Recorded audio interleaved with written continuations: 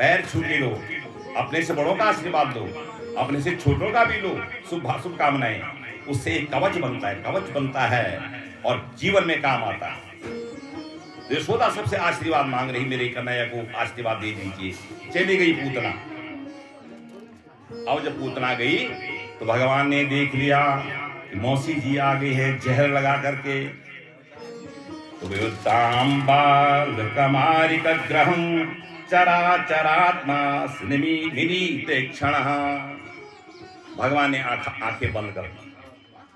7 दिन के भगवान, 7 दिन के भगवान ने आंखें बंद कर दी। विद्वान बोलते हैं, विद्वान कहते हैं भगवान ने आंखें बंद क्यों की? भगवान ने सोचा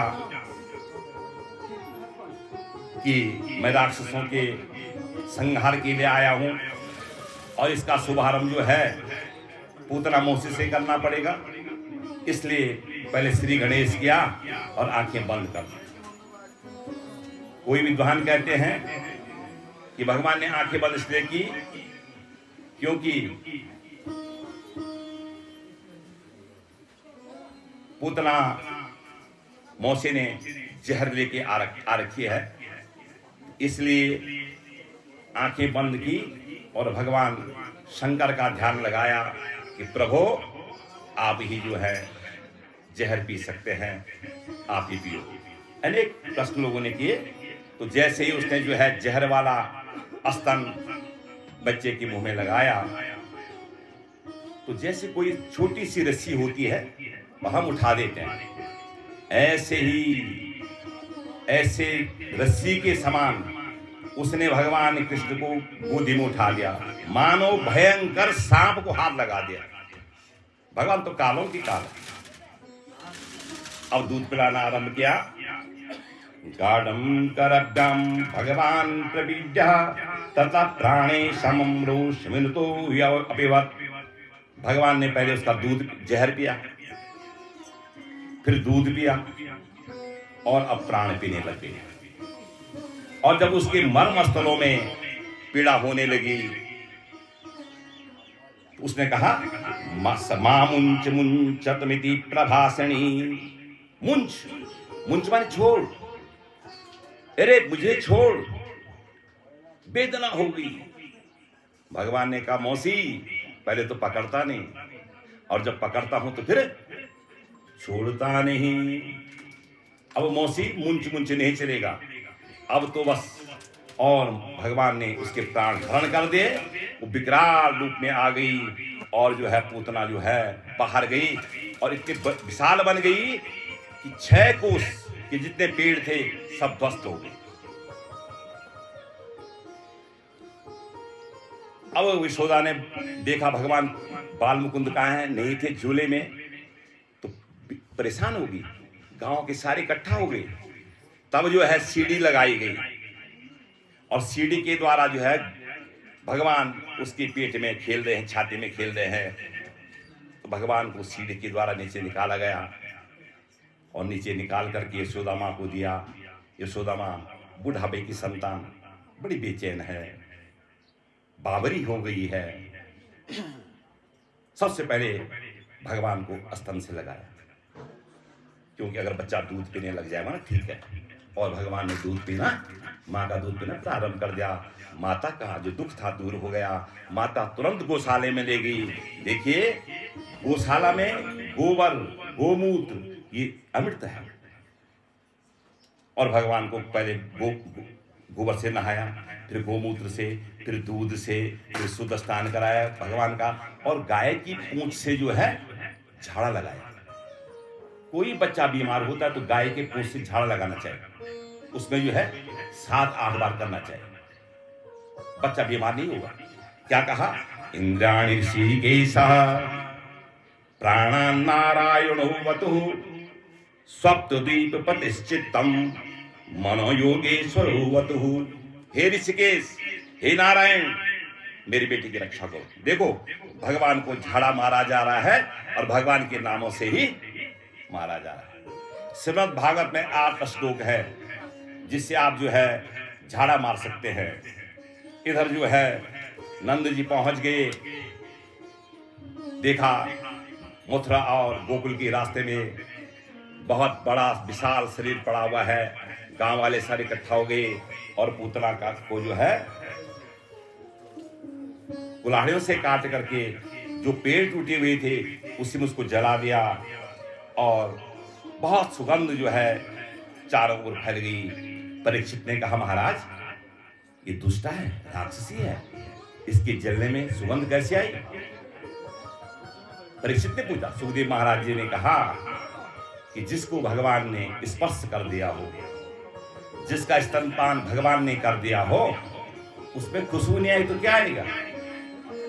और पूतना को भगवान ने क्या कर दिया? अपनी मां की गद्दी दे दी, मां की गद्दी दे दी। पूतना लोक बाल घातनी राक्षसी रुद्रासना जिंगा शापि हरे स्तन्नम तत्वापम सदम सदगति। कह रहे हैं पूतना लोक बाल घाती। पहली बात है पूतना बाल घाती है, राक्षसी है, रुद्रासना रुद्र पीने वाली है और जिंघासी सबको मारने और बच्चों को मारने वाली है। और भगवान का स्तन पी, भगवान ने उसका स्तन पिया तो भगवान ने उसको सदगत दी थी। तो कितने दयालु है भगवान। जो जहर लेके आई उसको भी भगवान ने सदगत दे दी, उसको भी पार कर दिया। एक दिन क्या हुआ, ध्यान दीजिए। एक दिन क्या हुआ कि भगवान का जन्म नक्षत्र आया। मां ने जो है मनाया और उस दिन भगवान ने करवट बदल दी। एक महीने से भगवान उस दिन करवट बदल दी।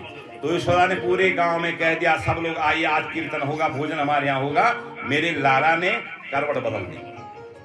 अब सारी गांव की गोपिन आ गई, अब ग्वाल वाले भी आ गए। तो वहां दूध के मटके सब रखे हुए थे।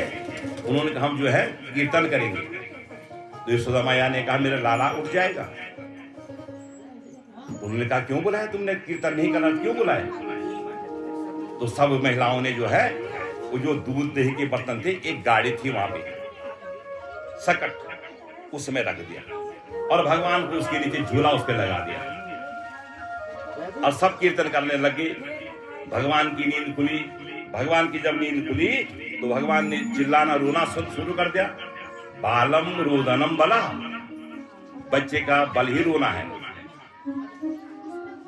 अब जब कोई देखने नहीं आया तो भगवान ने एक महीने के भगवान पैर की मारी गाड़ी पे और गाड़ी जो है पलट गई और जितने भी दही के मटके थे, मक्खन के मटके थे, दूध के मटके थे, सब जो है टूट गए। और जब गाड़ी टूटने की आवाज आई, यशोदा बाहर आई, लाला ठीक ठाक, और सकट को भी जो है भगवान ने मार दिया, समाप्त कर दिया। एक दिन माता दूध पिला रही थी, तब तक भगवान ने देखा कि तृणावत आ गया है तूफान बन के। भगवान ने कहा बहुत अच्छी बात है, माँ की गोदी में इतने भारी हो गए कि माँ उठा नहीं पाई। अब माँ को आश्चर्य हो गया, यशोदा जी को इतने भारी क्यों हो गए, पत्थर से ज्यादा भारी हो गए। और उन्हें उठा करके जब नहीं उठा पाए तो भगवान को जमीन में रख दिया। भगवान ने माया चलाई, तुरंत यशोदा के मन में आ गया, अरे मैं 3 घंटे से दूध पिला रही थी इसलिए भारी हो गया। अब ऐसा जब हुआ तो भगवान यशोदा अंदर चलेगी, भगवान आंगन में है, तृणावत आया, भगवान को उठाया और ले गया। भगवान ने कहा मामा ने बहुत अच्छा जहाज भेज रखा आज। और पूरे गोकुल का दर्शन किया, पूरा गोकुल देखा, और जैसे ही वो मथुरा की ओर जाने लगा भगवान ने उसका गला दबा दिया। और जब गला दबाया तो उसने देखा, ऐसे देख रहा है पीछे, ये पत्थर कहां से आया, मैं पत्थर तो नहीं लाया। भगवान हंस रहे हैं, लोग पत्थर में मुझे देख रहे हैं और ये मुझे पत्थर देख रहा है। भगवान ने मार उसकी खोपड़ी पत्थर में और तृणावती गोविंदाय नमः, बोल तृणावत मर्दन भगवान की। आगे जो है गर्ग महाराज जी को वसुदेव जी ने गोकुल में भेजा। कि मेरे बच्चे का, दोनों बालकों का नामकरण हुआ कि नहीं हुआ। गर्ग महाराज नंद भवन पहुंच गए और यशोदा ने कहा, महाराज आप बड़े विद्वान हैं, आपकी बहुत चर्चा है क्षेत्र में, आप ज्योतिष के भी ज्ञाता हैं, अयुध वंश के ब्राह्मण हैं, जरा मेरे बच्चों के बारे में बताओ, मेरे बच्चे का भविष्य कैसा है। उन्होंने कहा क्या नाम रखा है। उन्होंने कहा नाम तो नहीं रखा है, 1 साल के हो गए भगवान, 1 साल के, नाम तो नहीं रखा हुआ है। अब नाम नहीं रखा हुआ है तो गर्ग जी महाराज ने कहा कि ये तो गलत बात है, 1 वर्ष हो गया आपने नाम नहीं रखा। तो नंद बाबा ने कहा महाराज आप ब्राह्मण हैं, आप ही मेरे बच्चों का नाम रख दीजिए। तो उन्होंने कहा मैं तुम्हारा ब्राह्मण नहीं हूं, मैं तो यदुवंशों का ब्राह्मण हूं। और अगर कंस को पता लग गया कि गर्ग मुनि जो हैं नंद भवन में नामकरण करने आए हैं तो शक करेगा कहीं वसुदेव और देवी के बच्चा तो नहीं है। तो चलो ऐसा करते हैं।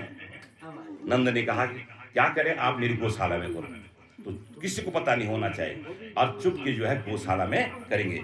यदूनाम आचार्य शातस्य भूय सर्वतः सुताम मया संस्कृतम ते मन्यते देवकी सुतम। देवी का पुत्र माना जाएगा। तो गौशाला में ले गई लाला को। अब यशोदा और रोहिणी ने अपने बच्चे चेंज कर दिए, परिवर्तन कर दिया।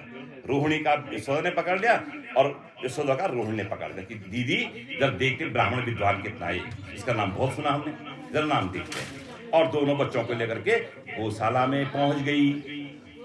अब जब गर्गाचार्य जी ने भगवान को देखा तो समाधि लग गई, अपलक आंखें हो गई, देखते रह गए। भगवान की जब भगवान जब दृष्टि की भगवान पर तो भगवान में डूब गए। यशोदा रोहिणी परेशान हो गई, ये क्या हो गए। उन्होंने कहा ब्राह्मण मर गए, इसकी आंखें पलकें भी नहीं चल रही हैं। तो यशोदा ने धक्का मारा ब्राह्मण जी पे, पंडित जी। अब पंडित जी जो हैं कई 1 घंटे बाद होश में आए, ये पंडित जी मरने के लिए हमारे घर आया, बड़ी समस्या हो गई। तो कहा धैर्यं दृढोतिमं कंप्यते शरीरं रोमांचयति विलोपयते मतिं चः हन्तस्य नामकरणाय समागतोऽहं आलोपितं पुनरेव नामः। भगवान दिव्य दृष्टि है गर्गाचार्य की, कह रहे हैं भगवान माया था नाम रखने के लिए और अपना ही नाम भूल गया हूं। गर्गाचार्य भूल गए हैं मैं कौन हूं। तब जो है उन्होंने कहा कि ये यशोदा के गोदी में है, ये यशोदा की गोदी में रोहिणी का लड़का है और रोहिणी की गोद में यशोदा का लड़का है। बड़ा आश्चर्य हो गया दोनों रोहिणी और यशोदा जी को। तो यशोदा ने कहा महाराज बताइए इस पुत्र का क्या नाम रखना है, इसका क्या नाम रखना है। तो उन्होंने कहा अयम ही रोहिणी पुत्रो रमयन् सुहृदे गुणे आख्यास्ते रमा इति राम इति बलादिक्त बलम विदु। इसका नाम बहुत बलवान होगा और राम होगा तो बलराम हो जाएगा, और कभी लोग इसको संकर्षण भी बोलेंगे। अब यशोदा ने कहा महाराज इस लाले का नाम रखो। तो उन्होंने कहा भाई इसके तो अनंत नाम है, विष्णु सहस्त्र नाम, कई नाम होंगे। ये तो विष्णु परमात्मा, इसके कई नाम होंगे। कैसे बहुनी संति नामानि रूपाणा सुतस्य ते गुणकर्मानुरूपाणि तान्यम वेदनो जनः। कई नाम तो कर्म के अनुसार पढ़ेंगे, कई गुण के अनुसार पढ़ेंगे, असंख्य नाम है। और ये कह दिया प्राज्ञम वसुदेव क्वचित जाता वस्तुवाजः वासुदेवम इति श्रीमान अभिज्ञान संपच्छते। ये वासुदेव का इतना बोल पाए, वासुदेव का अक्षर चेंज कर दिया, किसी जन्म में पुत्र रहा होगा। ये वसुदेव का किसी जन्म में पुत्र रहा होगा। ये कहते वसुदेव का पुत्र है, ये बोलने वाले थे गर्गाचार्य जी, लेकिन तुरंत बात चेंज कर दी और परिवर्तन कर दी और कह दिया कि किसी युग में, किसी जन्म में ये वसुदेव के पुत्र रहे होंगे और इसका नाम कृष्ण होगा। यशोधने का महाराज नाम बड़ा अटपटा, कृष्ण। कृष्ण बोलने के लिए बड़ा कठिन है। इसका क्या मतलब होता है? उन्होंने कहा कर्षति इति कृष्ण। कृष्ण के नीचे री देखा तुमने? आपने कृष्ण लिखा ना, नीचे री है, वो कांटा है मछली पकड़ने का।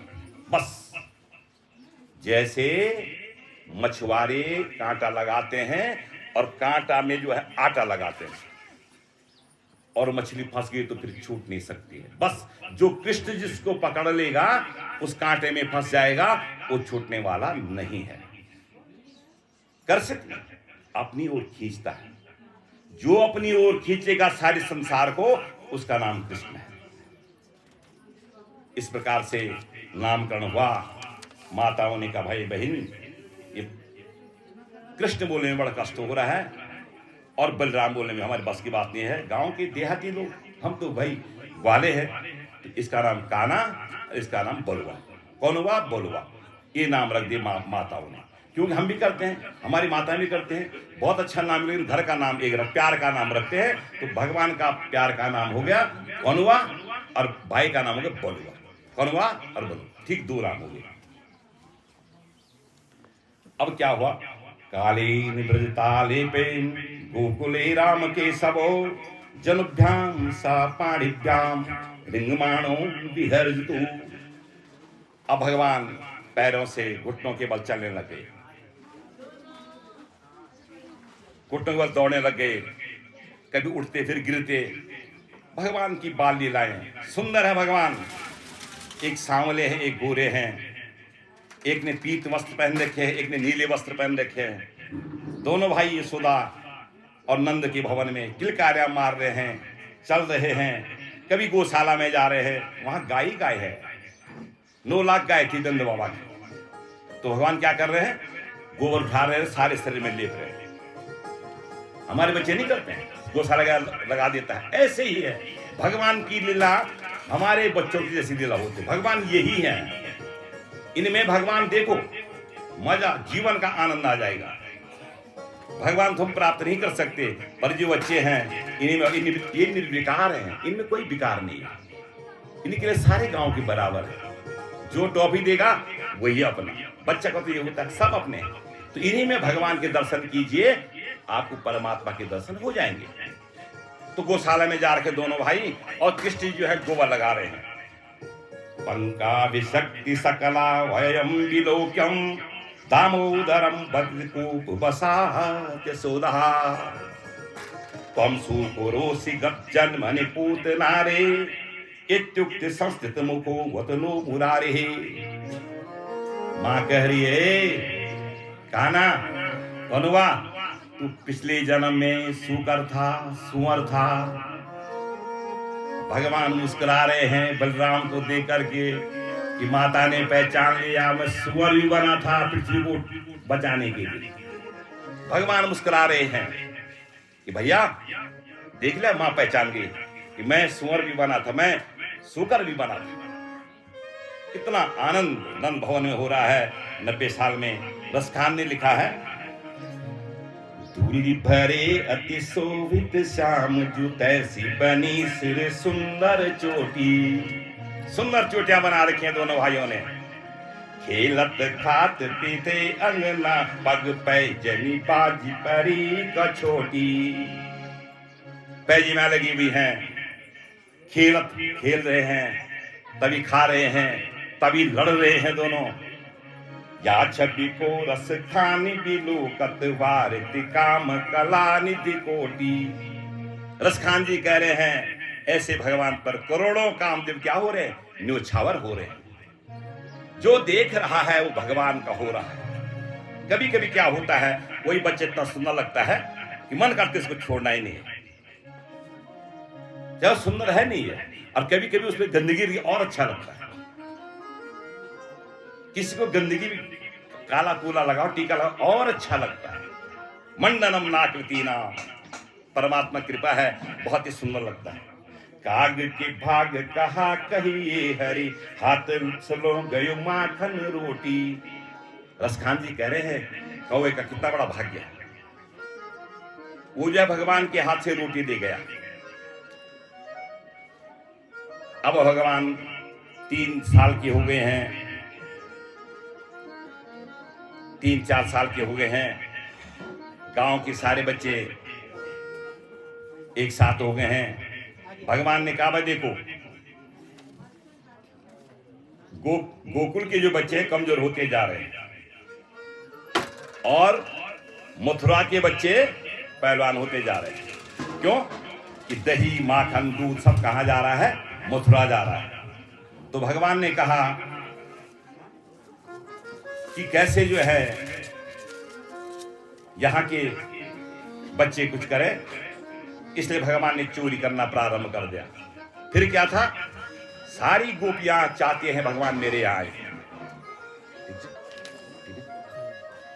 सारी गोपियां चाहते हैं भगवान मेरे यहाँ आए। अब भगवान ने सबके मनोरथ को पूर्ण करने के लिए अब घर घर चोरी करने जा रहे हैं। अब उन्होंने जो है एक मंडली बना दी, सारे बच्चों को इकट्ठा करके बाल गोपाल चोर विद्या प्रचार मंडली।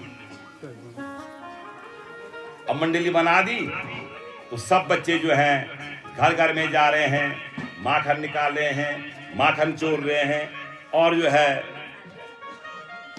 कभी माखन के बर्तन तोड़ रहे हैं।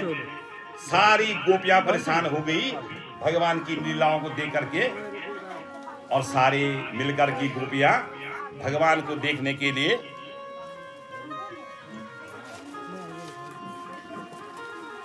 आज नंद भवन में ही आ गई। सारी नंद भवन में आ गई। अब कह रहे हैं, यशोदा से शिकायत कर रहे हैं, वत्सान मुंचन वचिद समये क्रोश संजात भाषा, स्थेयं स्वाद वदति दधिपया कल्पिते स्थेययोगे, मरकान् भोक्षन् विभजति साचेनाति भाण्डं भिनन्ति, द्रव्यालाभे सग्रह कुपितो यत्सुक्रोशतोका। हे सोदा, तेरा लाला बड़ा नटखट है। कभी क्या करता है, बछड़े खोल देता है और गाय का दूध पिला देता है। कभी क्या करता है, यशोदा ने कहा कि जब तू दूध निकाल दो तब छोड़ता होगा। बोला नहीं, असमये, जब समय नहीं होता तब। असमये, असमय में ऐसे करता है।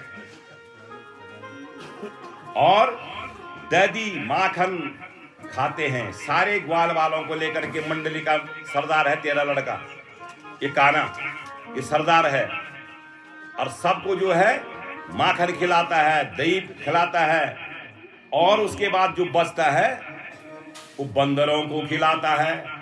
इसकी एक आवाज ऐसी है कि वो जब आवाज करता है तो सारे बंदर इकट्ठा हो जाते हैं और बंदरों को खिलाता है।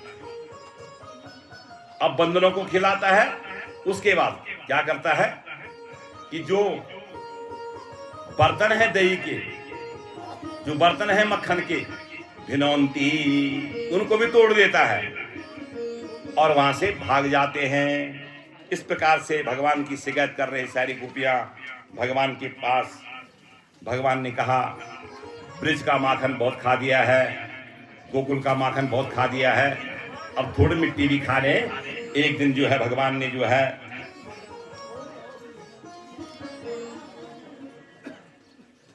मिट्टी खा दी ब्रह्म घाट पे, और बलराम जी ने देख लिया। तो बलराम जी ने मां से शिकायत की कि ये काना मिट्टी खा रहा है। मां को चिंता होती है, आज बच्चा मिट्टी खा रहा है, हो सकता कल तमाकू खाने लग जाए, पुड़िया खाने लग जाए, बड़ी चिंता होती है मां को। तो मां ने जब सुना तो मां ने कहा, कस्मान विद्वान दातन भवान भक्षितवान रहा वदंती तावका हेते कुमारास्त्रे अग्रजोयम। तुम्हारे भाई ने शिकायत की है कि तुम मिट्टी खा रहे थे। भगवान ने कहा नहीं नहीं मां, मैंने मिट्टी नहीं खाई। ना हम भक्षितवान अम्बः सर्वे मिथ्या विशस्सिनः यदि सत्यग्नि स्त्री समक्षम पश्यमे मुखम। हे मां, अगर तुमको ये हो रहा है कि मैंने मिट्टी खाई है तो मेरे मुख को पश्या, मेरे मुख को देखो। अब यशोदा ने भगवान के मुख को देखा। जैसे ही भगवान के मुख में